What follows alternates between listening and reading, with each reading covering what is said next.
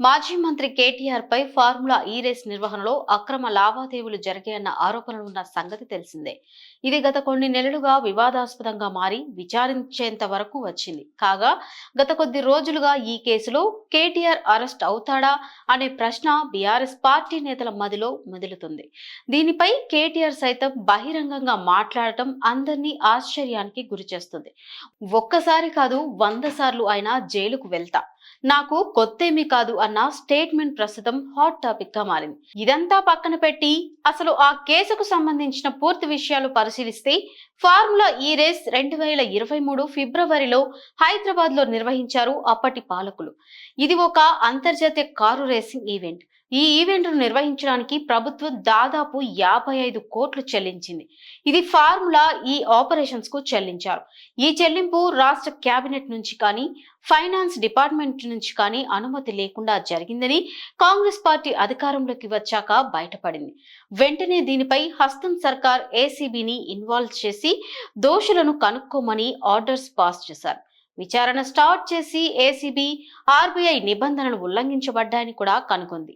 కేటీఆర్ ఆ సమయంలో municipal administration, urban development మంత్రిగా ఉన్నారు.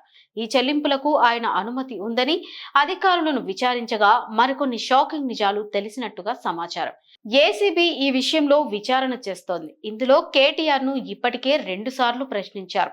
గత విచారణ జనవరి 9, 2025న జరిగింది. తిరిగి మొన్న జూన్ 16, 2025న 8 గంటల పాటు జరిగింది. ఈ విచారణలో ఎఫ్ఈఓతో అతని సంబంధం, మెయిల్ కమ్యూనికేషన్స్, నిధుల చెల్లింపు విషయాలపై ప్రశ్నలు అడిగారు. కాగా ఈ కేసులో కేటీఆర్ అరెస్ట్ అవుతారా లేదా అనే ప్రశ్నార్థకంగా మారింది.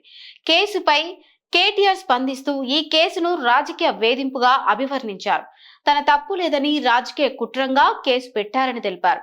ఎఫ్ఈఓతో మెయిల్ కమ్యూనికేషన్స్ కోసం తన వ్యక్తిగత సెల్ ఫోన్ ను ఉపయోగించానని, ప్రభుత్వ కంప్యూటర్లు, ల్యాప్టాప్లను ఉపయోగించలేదని తెలిపారు. కాగా జనవరి 2021 నుంచి డిసెంబర్ 2023 వరకు ఉపయోగించిన సెల్ ఫోన్, ల్యాప్టాప్లను సమర్పించాలని ఏసీబీ కోరింది. కానీ ఇందుకు కేటీఆర్ తన లాయర్ నుంచి లీగల్ నోటీస్ పంపించి ట్యాబ్లు, ఫోన్లు ఇవ్వడం కుదరదని తేల్చి చెప్పారు. ఇక్కడ కేటీఆర్ కు నెటిజన్ల నుంచి కొన్ని ప్రశ్నలు తలెత్తుతున్నాయి. తప్పు చేయనప్పుడు ఫోన్ హ్యాండ్ ఓవర్ చేసి ఉండొచ్చు కదా అని పలువురు ప్రశ్నిస్తున్నారు. మరికొందరు ఫోన్ ఇవ్వకూడదని సూచిస్తున్నారు. ఈ కేసులో ఏసీబీ మరింత దూకుడుగా ప్రవర్తించి కేటీఆర్ ను దోషిగా చూపించి అరెస్టు చేస్తారా లేదా అనేది వేచి చూడాలి మరి.